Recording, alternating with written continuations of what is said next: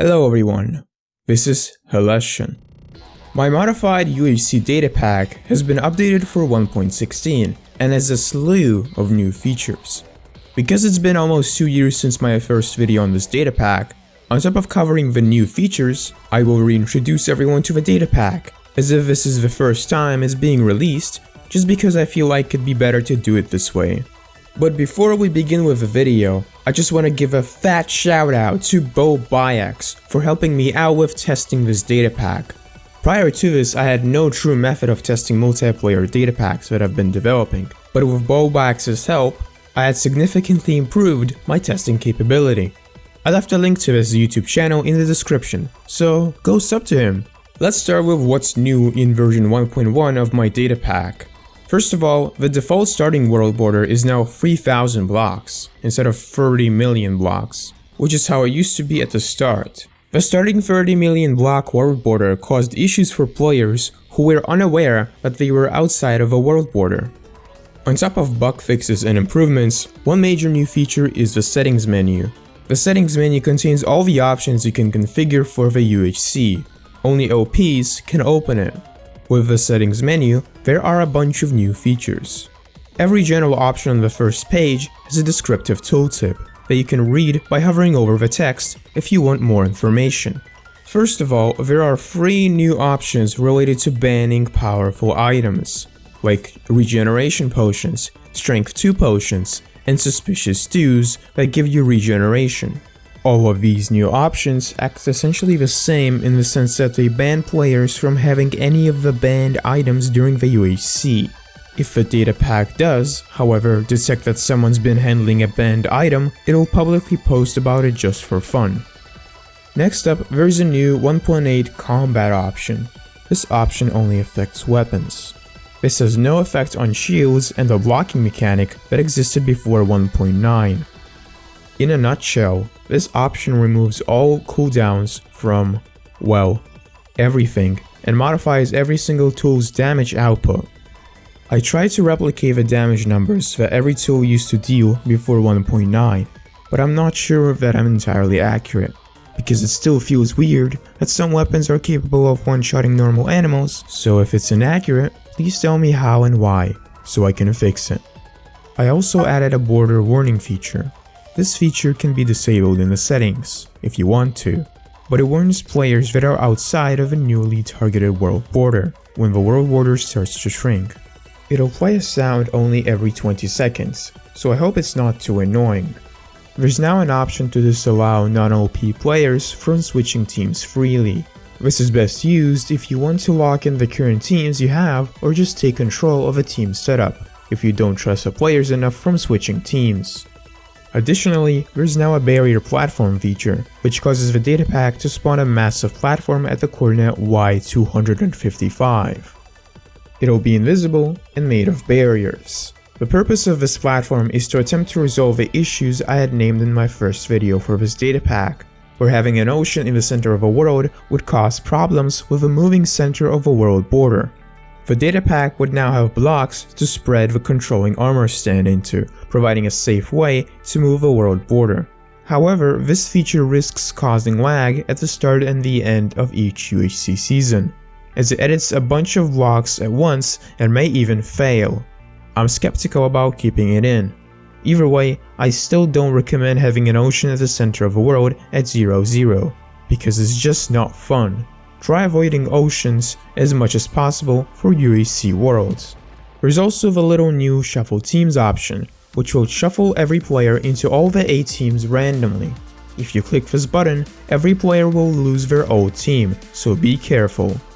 At the bottom of the settings UI, you may see a list of numbers. Click them to switch pages. The first page contains general options, but all the other pages contain round options. Yes, you can now modify round options. Mostly. In reality, you can only exercise the most freedom with the wait timers, but for the world border shrinkage, you can only control the final world border size within the 3 options that I've provided, as well as 3 or 4 shrink durations. The reason it's this restricted is because of the way the commands are coded in.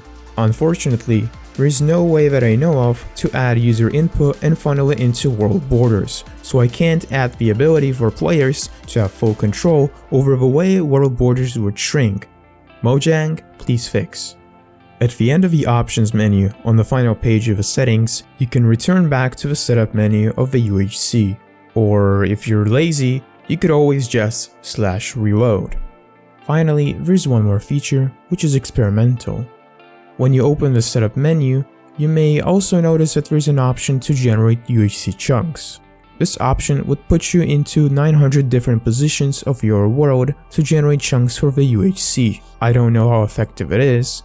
To me it feels quite ineffective actually, but you can try that function out yourself and see if it works well enough. It would take at least 45 seconds and cause a lot of lag.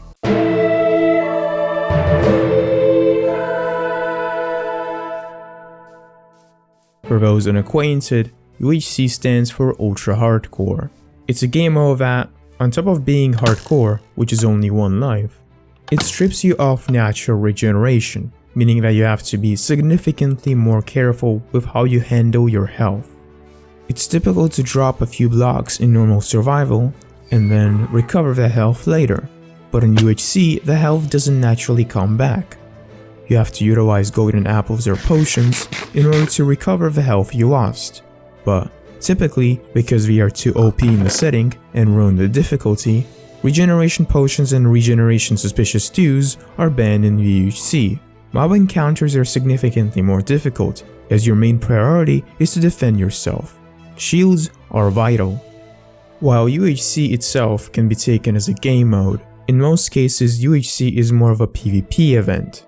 Players split into teams, gear up in UHC, and face off against each other until one team emerges victorious, such is the way my UHC datapack is built. The biggest difference of my modified UHC compared to other UHC datapacks people made is the way it handles its world border. Historically, when UHC started, there was either simply no outside wall and the players were just told not to go far away, or there was something else that discouraged people from traveling outside, like an infinite ocean, a massive bedrock wall, a massive glass wall, or something different. In 1.8, world borders were added, and after that point, they were overwhelmingly used for UHC. But, in my opinion, the way it is now is just boring. The world border just shrinks, slowly, over the duration of the UHC. I think that's boring, so the modified UHC takes a different approach. A more battle royale approach. Instead of slowly shrinking the border, the UHC is split into 10 rounds. Each round features a wait phase and then a shrink phase. During the wait phase, the datapack simply informs everyone that the world border is going to shrink down to some block amount and then waits. When the wait phase is over, the world border shrinks. As the rounds continue, the duration of each round drastically decreases, except for round 2, prioritizing staying inside of a world border before it even starts shrinking. But that's not all.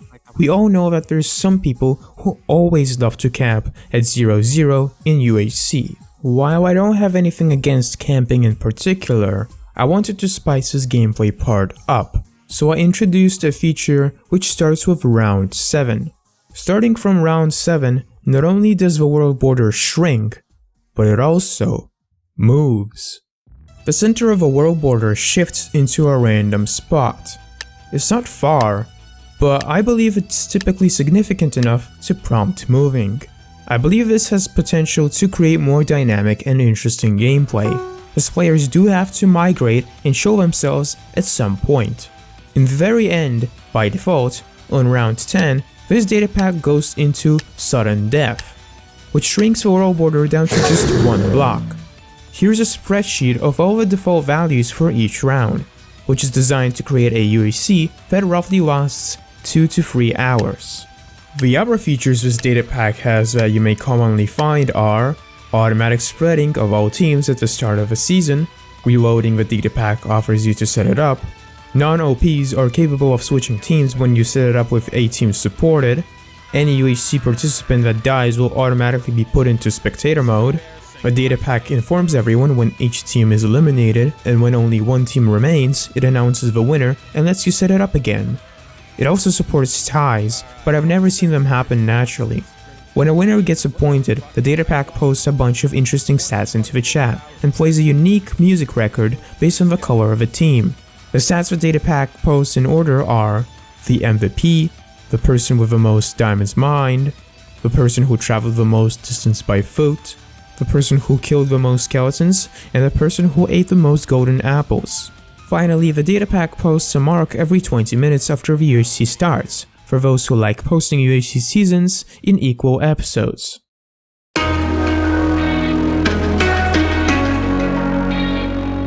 Alright, so you want to install my crusty datapack and play some UHC, right?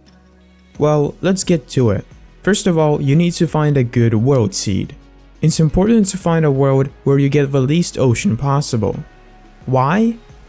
Well, this may be a hot take, but oceans are not very fun for PvP. On top of that, my datapack would have issues if the center of a world is ocean, which is why I highly recommend that you avoid playing this datapack in a world with an ocean at its 0-0.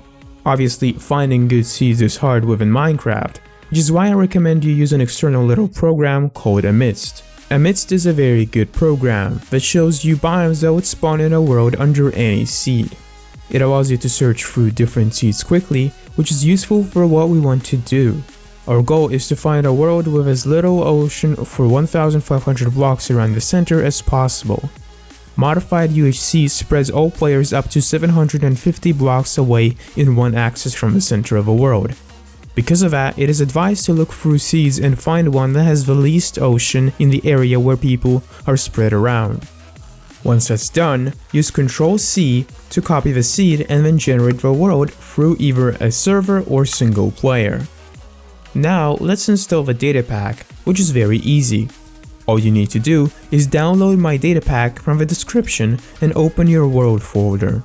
If you are in single player, you can simply find your world in single player, click edit after selecting it, and click open world folder, which will directly throw you into the world folder.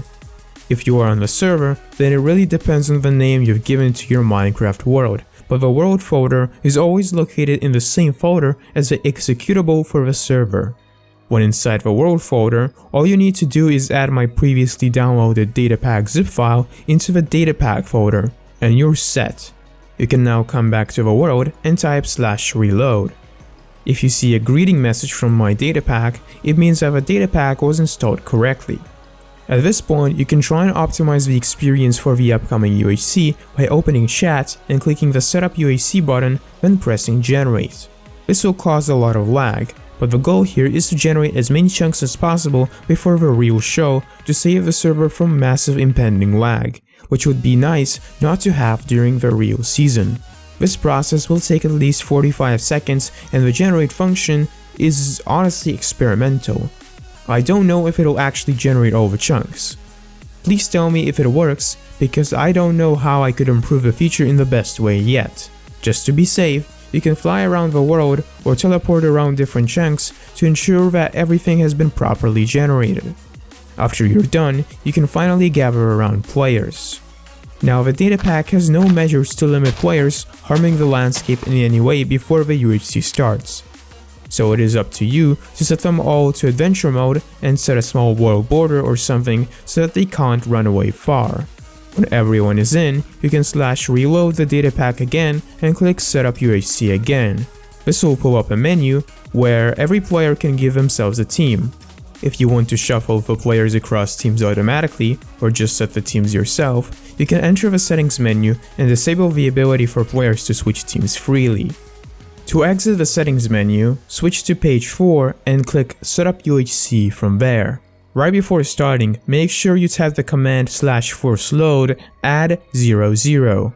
I also highly recommend and advise the OP to allow everyone to get in and out of a bed at night to reset their phantom counter. Unfortunately, you can't control the phantom counter with commands, so this has to be done the bootleg way. When everyone is ready, click Start UHC and the UHC will begin.